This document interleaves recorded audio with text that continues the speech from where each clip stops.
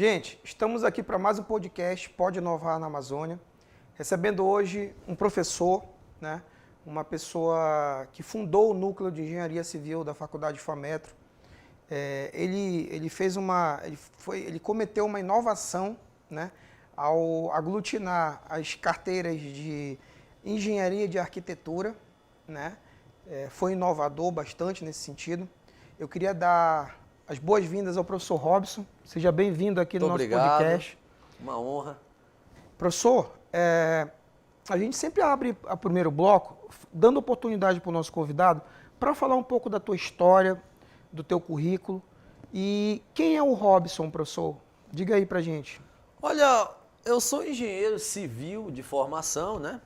Sou da casa da Universidade Federal do Amazonas, com muito orgulho. Né? Comecei minha carreira, Afonso, antes de ser engenheiro, porque antes de me formar em engenharia, eu me formei em técnico em edificações pela antiga Escola Técnica Federal do Amazonas, que hoje é o IFAM, né? Estudei ali na 7 de setembro, uma casa tradicional da formação técnica do Amazonas, instituição de mais de 110 anos de existência. Comecei como técnico, depois formei em engenharia, mas nesse tempo, mesmo antes, né, de me formar em engenheiro, eu já trabalhava na área, né? Comecei atuando. Se nós percebermos aí, a minha história começa mesmo com 15 anos de idade, porque foi quando eu ingressei nos quadros da escola técnica. Então, eu costumo dizer que a minha carreira na construção civil vai desde 15 anos, né? Mas de formado técnico até hoje, já foram 23 anos, nesse tempo todo, após minha formação de engenharia, eu trabalhei nas construtoras, no setor privado durante vários anos, trabalhei no setor público, né, concursado, fui da Infraero durante quase 12 anos. Olha só. Né? Então eu costumo dizer, nas minhas conversas, que eu vi os dois lados da moeda, né? Sentei de um lado da mesa, no setor privado, sentei do outro lado da mesa, no setor público. Isso dá para a gente uma bagagem técnica, uma bagagem de gestão, né, muito grande. E que possibilita depois você se destacar, construir uma carreira.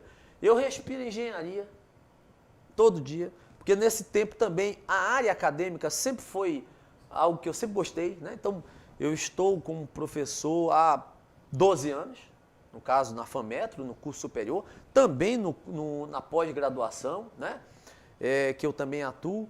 Então, assim, esse trabalho técnico no meio privado, no setor público e na academia, eu acho que me moldou ali, me deu... Fortaleceu. Uma possibilidade de hoje ver a engenharia, a arquitetura, a construção civil. Eu costumo dizer, como você bem colocou, eu costumo enxergar isso como a área de construção civil que envolve arquitetos, engenheiros, tecnólogos, técnicos, enfim, todo mundo que trabalha nessa área do conhecimento, que é a área que mais gera emprego, é a área que possibilita 20%, né, professor, em média do mercado é da engenharia, né? E se você olhar quem é essa mão de obra que é a empregada pela construção civil, são geralmente as pessoas que têm uma qualificação menor, aquelas que, de repente, no distrito industrial elas não são absorvidas, mas na construção civil elas são.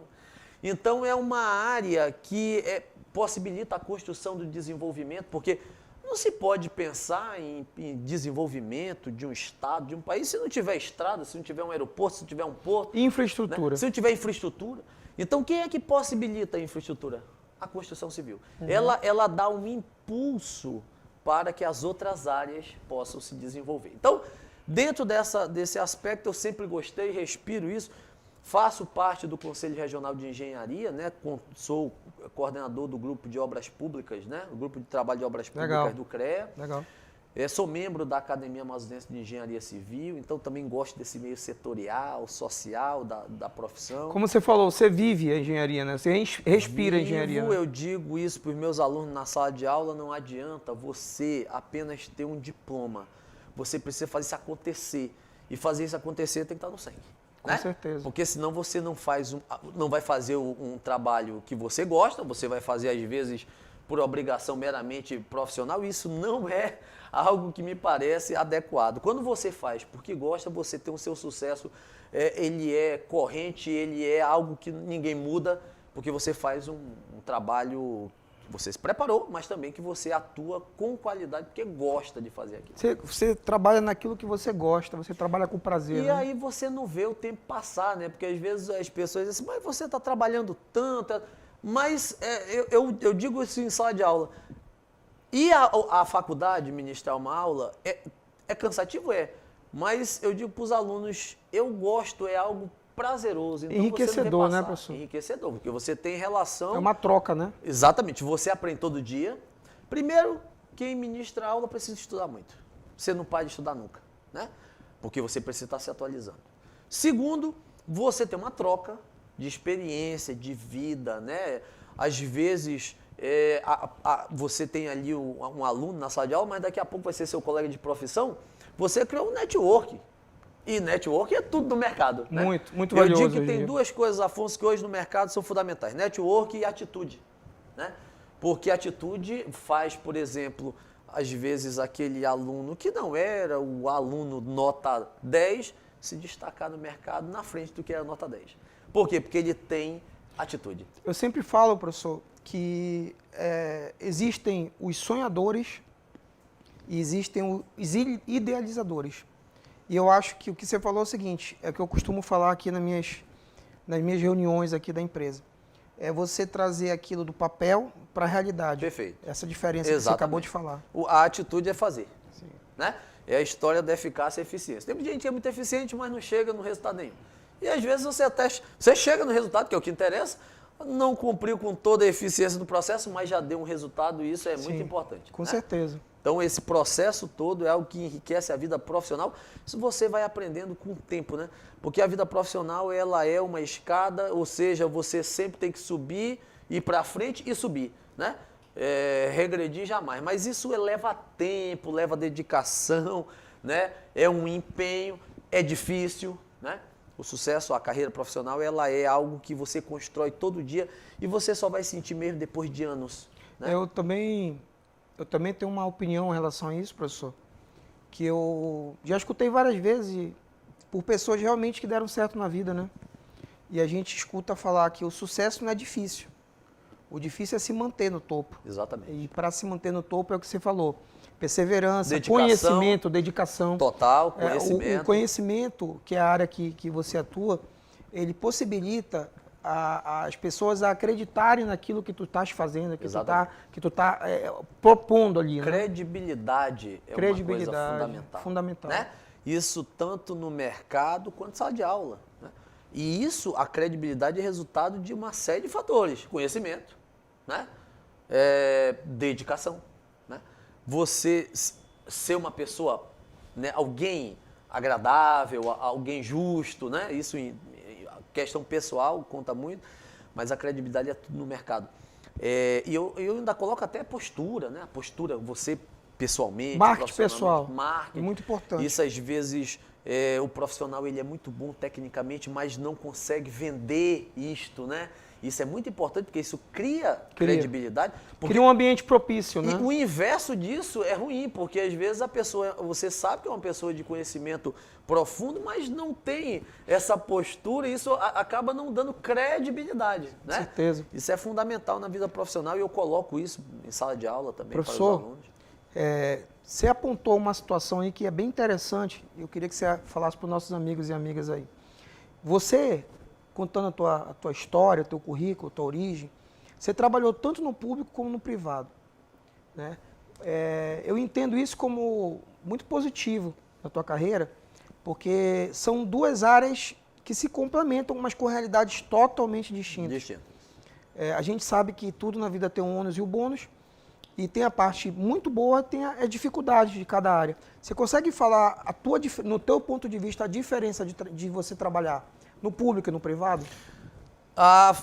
Eu passei por esses dois ambientes e digo para você, primeiro, passei 10 anos, mais ou menos, no setor privado, quando, por concurso público, ingressei no setor público federal, nesse caso. Então, a visão é muito diferente, né? Então, por exemplo, no setor privado, tem uma máxima que a gente é comum dizer o seguinte: no setor privado, tudo que não é proibido é permitido. Não é proibido, então você pode fazer. O dinheiro é seu, enfim. Mas no setor público é o inverso. Tudo que não é permitido é proibido.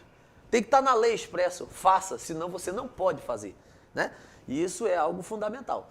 Eu diria a você que a grande diferença é visão entre a eficácia e a eficiência. O setor público, ele quer ser eficiente. Muitas vezes não é eficaz, porque não chega a lugar nenhum. Perfeito. Né? Mas no setor privado você passa por cima da eficiência muitas vezes para ter o resultado. Por quê? Porque você tem metas, você tem situações, a empresa precisa sobreviver de venda, ela precisa faturar. Resultados, enfim, né? Precisa ter resultado. Não que no setor público não tenha, tem. Porém, ele tem um rito, né? Processo, né? Um processo é uma regra escrita e você precisa seguir, né? Não que também você não consiga fazer algumas adaptações, mas ele é um rito que já é da própria estrutura burocrática, né? Muitas vezes as pessoas falam, mas o setor público é muito burocrático, mas ele precisa ser, não excessivamente, mas ele precisa ter uma burocracia, porque ali, no final das contas, está se trabalhando com o dinheiro público. Sim. Do povo. Precisa ter uma auditoria para isso. E no setor privado, o dinheiro é seu. Você faz com ele, dentro das questões legais, o que quiser, né? Mas, no final das contas, eles trabalham juntos, né? Quando você olha, eu vejo o setor público como um impulsionador do setor privado. Por quê? Porque ele tem que dar bases. Se ele não fizer infraestrutura, por exemplo, ninguém vai criar um empreendimento privado. Ninguém faz um empreendimento privado, coloca recurso, investe num local que não tem acesso, por exemplo, não tem rede de energia, não tem distribuição de água, não tem, né? Então, o setor público, ele dá as bases e o setor privado precisa pegar essas bases e ajudar a criar prosperidade. Mas, no final das contas, são setores que trabalham juntos. Eu vivi esses dois lados, eu posso lhe dizer que enriquece a vida. Você consegue enxergar isso que eu estou lhe dizendo quando você está dos dois lados da moeda. Porque, às vezes, quando você só está num lado, você critica sem saber o outro e quando você vai para lá e vê e diz, olha, não era bem assim como eu pensava, né? Beleza. Gente, a gente vai dar um break, professor, e vamos para o nosso segundo bloco. Valeu?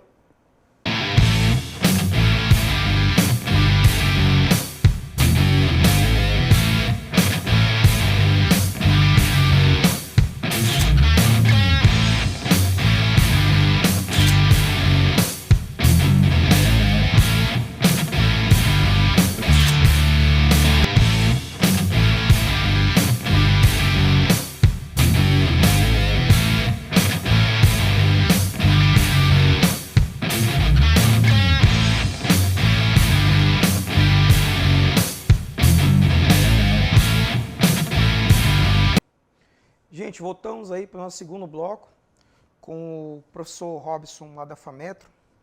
Professor, me diz aí, fala um pouco sobre os teus projetos pessoais, teus projetos aí que são, você já faz um trabalho ao decorrer de alguns anos, alguns novos, outros antigos. Fala para os nossos amigos e amigas aí que são, a gente estava conversando em off, tem coisas bem interessantes para eles aí. Um projeto que você até abordou no início, eu acho que tem essa visão de inovar, de fazer o diferente, né? No mercado hoje a gente precisa fazer muito diferente, né? Sim. Essa continuidade aí é algo que não leva, no meu entendimento, a um crescimento organizacional e de resultado. Mas nós fizemos lá na FAMetro um trabalho interessante em termos de inovação. Nós juntamos a área de arquitetura com a área de engenharia, os cursos de arquitetura com os cursos de engenharia num único setor, um núcleo, né? Como se fosse um departamento institucional, chamado Núcleo de Construção Civil. Nós começamos esse projeto em março do ano passado, de 2022, né? Esse projeto foi um projeto pensado, escrito e fomos implantar. Lógico, no fundo você sempre tem a ideia de que vai dar certo, mas tudo como é comum no projeto, tem percalços, né? Mas, no final das contas, nesse 1 ano e meio, 1 ano e pouco que nós estamos com o projeto implantado, os resultados hoje são fantásticos. Então, o mercado da construção civil, ele requer o trabalho unido de engenheiros e arquitetos. É assim no mercado. Só que na academia, geralmente, a visão é outra. As instituições, via de regra, elas têm um pensamento de que são áreas separadas. Nós lá tivemos o inverso. Nós juntamos as áreas e trabalhamos o conceito de compartilhamento. Então, os cursos hoje, eles são unidos e cada um naturalmente tem a sua coordenação, mas dentro do núcleo trabalham com o conceito de compartilhamento de eventos, compartilhamento de relações institucionais com os conselhos profissionais, com as empresas no mercado, a gente compartilha esse mesmo processo. O compartilhamento, por exemplo, de ações acadêmicas, né? Utilização de laboratórios, né? Tudo compartilhado, porque nós estamos criando nos nossos alunos a visão de que quando eles forem para o mercado, eles vão trabalhar unidos, não separados, porque uma edificação, por exemplo... Requer as duas áreas. Requer o trabalho de arquitetos e engenheiros. Perfeito. Juntos. Então, nós já estamos fazendo isso. Inclusive, para você ter uma ideia, existem disciplinas em que uma disciplina do curso de arquitetura, uma disciplina do curso de engenharia, elas se conectam, são turmas separadas, mas trabalham uma atividade em comum e apresentam. Justamente para mostrar essa relação, essa interação. O mercado é assim. Muito bom. Né? Isso não deixa de ser uma inovação, porque até onde eu conheço, o único local que tem isso é lá na faculdade. Professor, assim, a gente sabe que o ser humano tem ego, né? Sim. E conheço pessoas aí que têm um ego até maior que a altura. Eu tenho certeza aí que tu tem que fazer um trabalho, porque tem tanto um professor da parte de engenharia, como um professor da parte de arquitetura. As pessoas que trabalham contigo hoje tiveram que ter uma convergência para esse teu projeto dar certo, né? Não tem a menor dúvida. Esse trabalho ele é um trabalho em conjunto. Isso não é feito por dois, é um conjunto de pessoas. É um relacionamento, na verdade, processo. né? Foi um casamento que vocês fizeram. E, acima de tudo, Afonso, eu diria que é um conceito, né? Então, quando você trabalha o conceito de compartilhamento, que hoje é um conceito aplicável a qualquer área do conhecimento. Professor, eu uso aqui na empresa uma frase que diz o seguinte: nenhuma andorinha nasceu para viver só. Exatamente. Eu acho que a questão de cada departamento, cada setor, de qualquer nível organizacional, saber, entender que profissionais estão ali à disposição e para trabalhar de forma conjunta, isso é engrandecedor e não é de forma nenhuma vergonhoso. Não é um demérito, não né? é um demérito para ninguém. É. Né? Eu, particularmente, acho que um bom gestor, ele tem que ter um bom time. E eu acho que é o que vocês estão fazendo na FAMetro hoje. E naturalmente, as peças humanas são elementos fundamentais. Né? Aí junta-se a isso infraestrutura, tecnologia, a inovação. Inovação, vontade de fazer, né? Então, precisa disso. Então, esse processo inovador, ele é contínuo, né? Isso é algo que começa. Perfeito. Mas, ao mesmo tempo, a peça principal aí, e também a mais complexa, é a peça humana, né? É o ser humano, né? Por suas condições naturais. De qualquer forma, eu vejo que o projeto que nós implantamos lá é um projeto que hoje deu um resultado enorme. Hoje você tem, por exemplo, as áreas de arquitetura e engenharia trabalhando conectadas, juntas, né? Dando um resultado institucional que hoje é muito bem avaliado pela própria instituição, né? Fazendo projetos externos, fazendo projetos de responsabilidade social, fazendo projetos de recuperação histórica na cidade, né? Como o projeto que nós estamos iniciando junto aqui com a Energin. Né? Pois é, professor, vamos pegar esse gancho aí. Gente, a gente fechou uma parceria muito legal com a Faculdade de FAMetro, num bate-papo aí com o nosso amigo professor Robson. Professor, eu queria que você falasse aí para os nossos amigos e amigas, principalmente da cidade de Manaus, que vão ser contemplados aí. Esse projeto envolve FAMetro, Energin e a Prefeitura de Manaus, Exatamente. Não é isso? Queria que o senhor falasse um pouco sobre esse projeto. Nós temos um projeto lá, ele é um projeto amplo, né, chamado Moradia Popular. Esse projeto, apesar de o nome envolver moradia popular, ele atua no campo de moradias, habitação, mas também atua em outras áreas, né? Por exemplo, no período passado, nós fizemos um trabalho lindo, que é o principal eixo do projeto Moradia Popular. A gente vai a uma comunidade da cidade de Manaus, um bairro carente, enfim, verifica um beneficiário, aquela pessoa que não tem condição de fazer a sua casa, reformar a sua casa, nós vamos lá com o trabalho dos alunos e também material doado, né, pelo meio, enfim, conseguimos por doações, e nós reformamos a casa dessa pessoa. Muito bacana. E ela ganha... Um trabalho de cunho social, né, professor? Social, eu diria que até espiritual, porque dá à pessoa uma situação de habitação, né, de moradia melhor do que ela tinha. Muitas vezes essa pessoa, era um sonho dela, né? Ela reformar a casa dela, mas ela não tinha condição. Como foi o caso desse que nós fizemos no período passado. Então, isso é algo que é trabalhado, a questão social, a responsabilidade social, a comunidade ganha, porque tem um beneficiário, uma família é beneficiada, né? Ganha a instituição, porque faz um trabalho de responsabilidade social, e ganha naturalmente o aluno, porque ele aplica o que ele vê na sala de aula lá na obra. É feito, a mão de obra, quem faz... É uma cadeia do bem, né? Aluno, é um ciclo. É um ciclo do bem. Isso se fecha. E neste período agora, nessa parceria que fechamos aqui com a Energia, nós fizemos um outro eixo do projeto Moradia.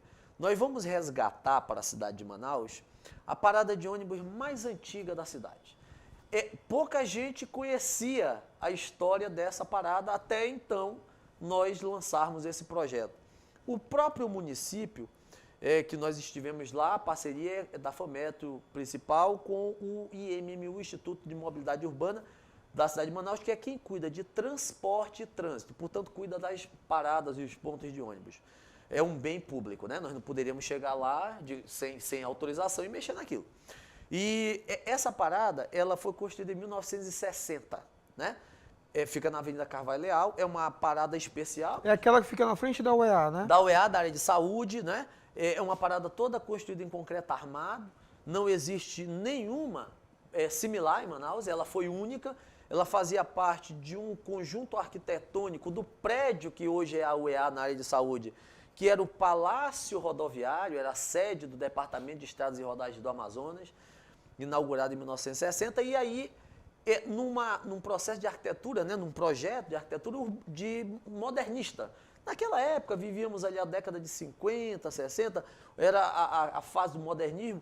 Você vê uma parada de ônibus linda, em estrutura de concreto, com uma laje em balanço, né, apenas um pilar no meio, um balanço de 7 metros, uma laje bem fina, com estrutura de viga por cima. Quer dizer, nós que somos da área de construção, nós olhamos para um equipamento urbano daquele e, além de enxergar esses aspectos técnicos de construção, também enxergamos essa questão de um momento histórico que vivia o país, né? É um momento histórico de arquitetura também, de um conceito arquitetônico modernista, e que estava ali se desgastando, se degradando, e nós vamos recuperar. Com essa parceria... Já estamos, né? Já estamos trabalhando, vamos começar agora, no mês de setembro, no início de setembro, já efetivamente os trabalhos lá, e esperamos inaugurar, devolver para Manaus esse equipamento urbano revitalizado, histórico, no dia do aniversário da cidade, que é em outubro. Muito legal. Queria aqui parabenizar a iniciativa, né? Quando a gente conversou, eu não pensei 2 vezes em apoiar vocês, né? Porque eu entendo que é enriquecedor para a cidade de Manaus. Eu acho que parcerias público-privadas são muito legais. Sem dúvida. Eu acho que é o que há de mais moderno em termos de administração, professor. Professor, Afonso, só colocando, é importante frisar, não haverá ônus para o município. Vai ser uma recuperação, a cidade vai ganhar, o município vai ganhar, né? Passa a ser um equipamento que já é da prefeitura, mas sem nenhum ônus para a administração pública, uma parceria realmente privada. Sensacional.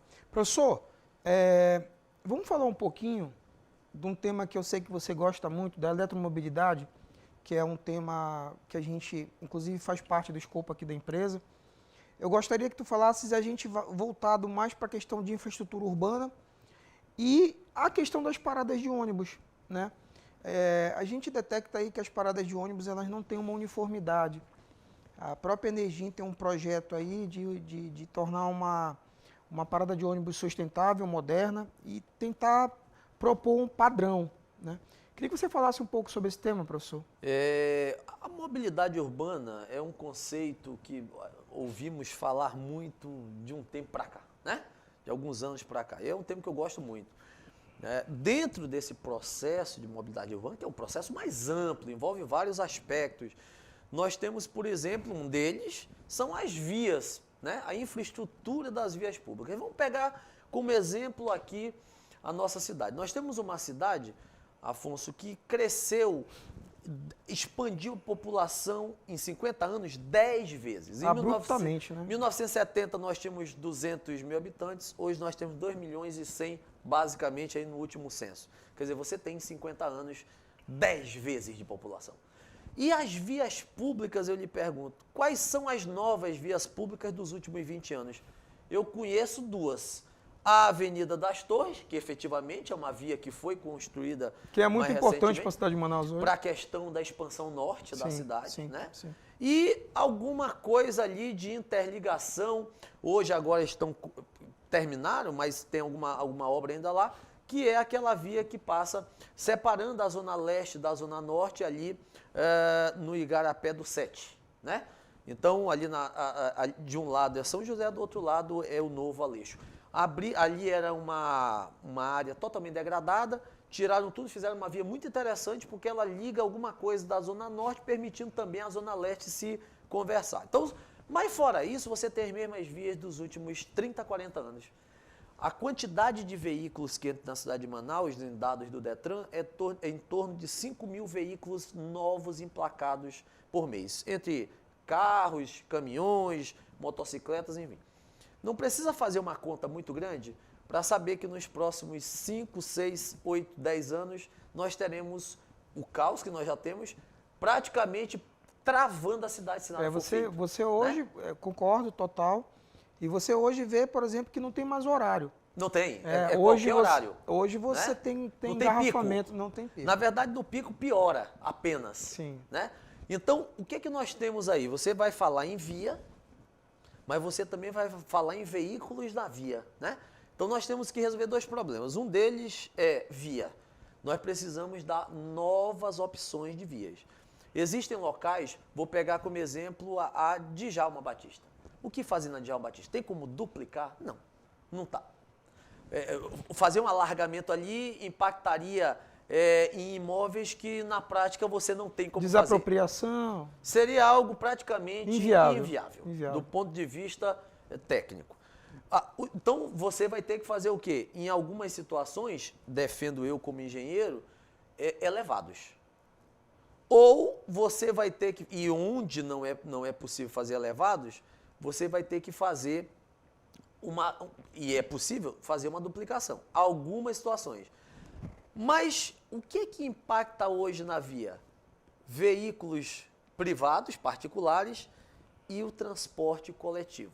Então aí você já vai abrir duas frentes. O transporte coletivo, dentro, por exemplo, nós estamos falando aqui de eletromobilidade. Ônibus elétrico, né?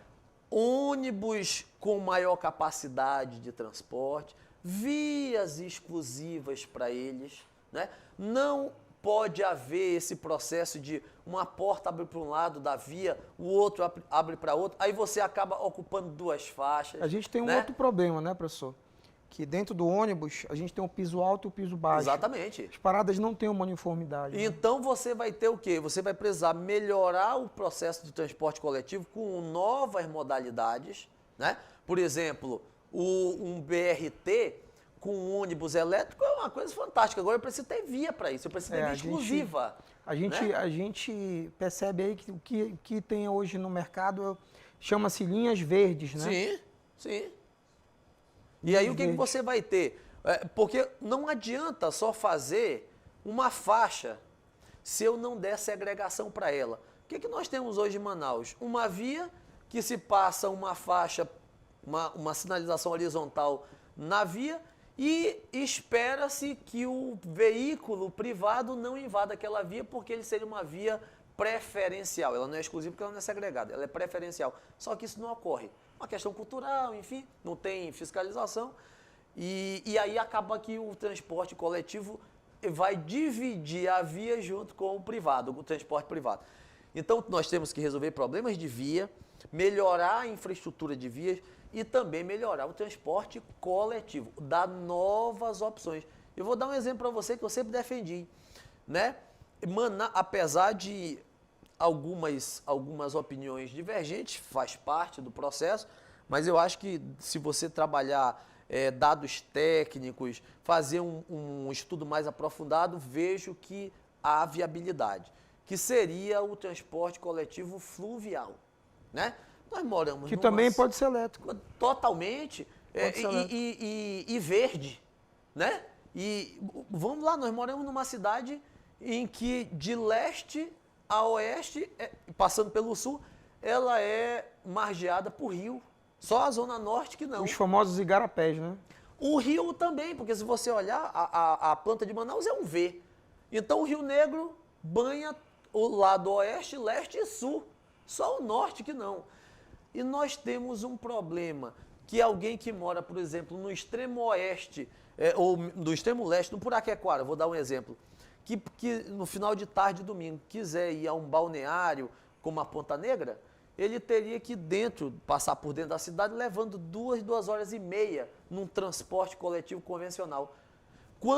Se eu tivesse um sistema transporte coletivo fluvial, com estações dimensionadas a determinados locais da cidade, enfim, levaria 30 minutos. Olha o ganho. A ideia é sensacional. Sem emissão de poluição. Dióxido de carbono zero. Que um veículo convencional como esse que nós temos na cidade. Seria uma obra, né, sustentável, né? E outra, turística. Turística, perfeito. Então, você vê que tem saídas. Nós precisamos implementar. E aí, nesse aspecto, você ter um sistema de transporte inteligente, elétrico, que seja conectado, porque hoje Manaus se fala em sistema de transporte. Nós não temos um sistema de transporte. Porque sistema de transporte pressupõe eu ter modalidades, e hoje eu só tenho o ônibus, eu não tenho BRT, eu não tenho monotrilho, eu não tenho metrô, que aqui só permite de superfície, porque tecnicamente fazer um metrô subterrâneo seria inviável do ponto de vista econômico-financeiro. Pode até ser técnico, mas seria tão caro que não daria por conta de solo. Nós somos um local de geologia recente, né? Então, mas além de ter várias modalidades, para eu ter um sistema, eu preciso ter interconexão. Eles precisam ser conectados. Perfeito. Eu preciso, por exemplo, pegar um ônibus na porta da minha casa, no bairro, que é um ônibus convencional, e me levar a uma estação onde eu posso pegar um BRT interconectado. E se eu descer no BRT, eu posso parar numa estação hidroviária e pegar um transporte fluvial. Isso é sistema de transporte. Né? Perfeito, professor. Gente, a gente acabou de pegar uma aula aqui com o professor Robson. A gente vai dar um break e já, o terceiro e último bloco da nossa grande entrevista aqui com o professor Robson.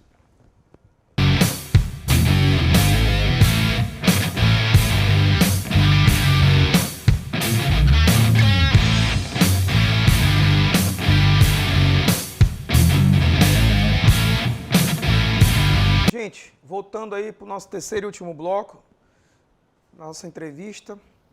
Professor Robson, nesse bloquinho a gente vai falar sobre a importância da tecnologia na engenharia e arquitetura. E eu queria que tu falasse um pouquinho depois dessa primeira abordagem da importância da sustentabilidade no uso das duas carteiras universitárias aí. E que a gente sabe que a sustentabilidade hoje é uma palavra simples, mas tão importante até para a vida de todos nós, né? Para a continuidade do planeta Terra.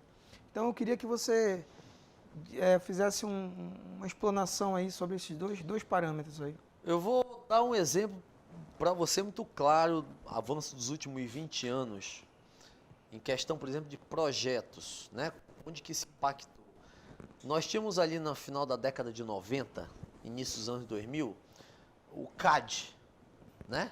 Como uma ferramenta de projeto fantástica, né?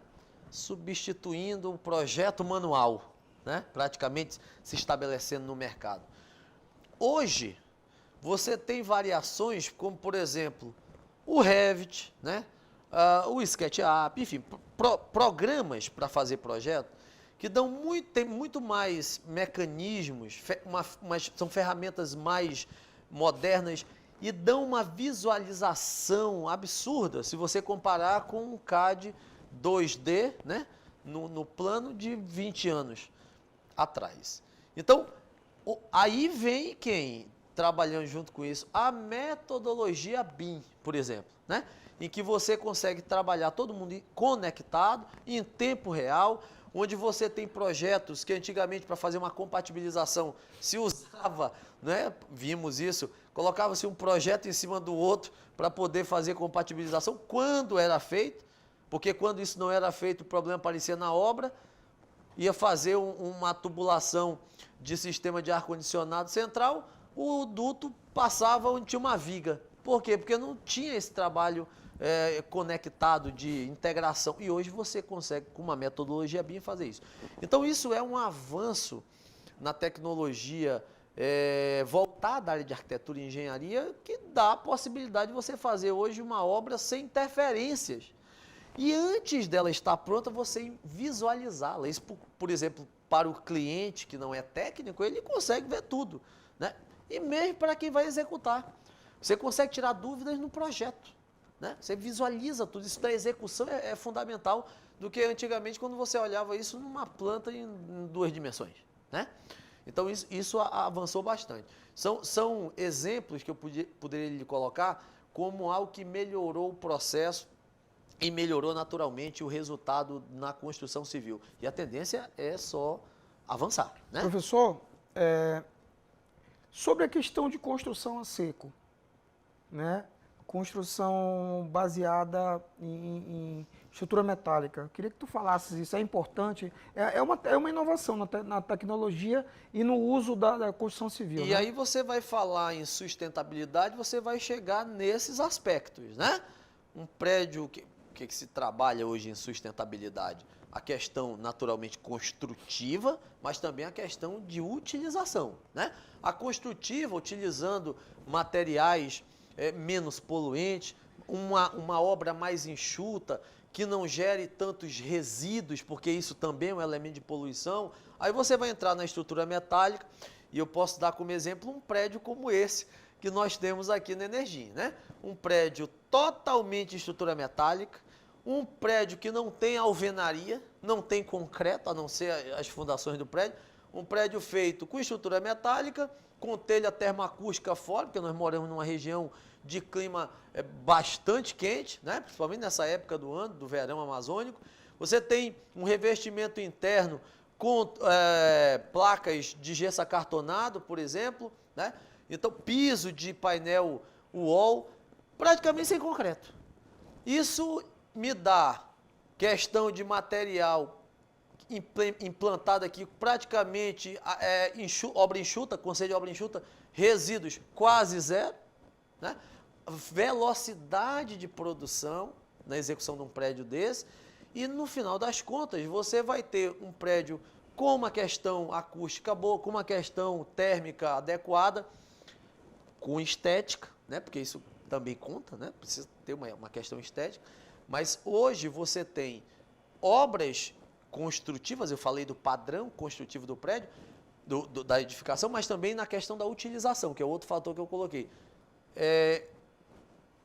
Reutilização de água, por exemplo, né? É um elemento de sustentabilidade. A questão da eficiência energética, utilização de painéis solares, de sensores, porque você diminui muito a questão de consumo, relacionado também com a automatização. Hoje você vê, né, um prédio automatizado, e isso é algo que não volta mais.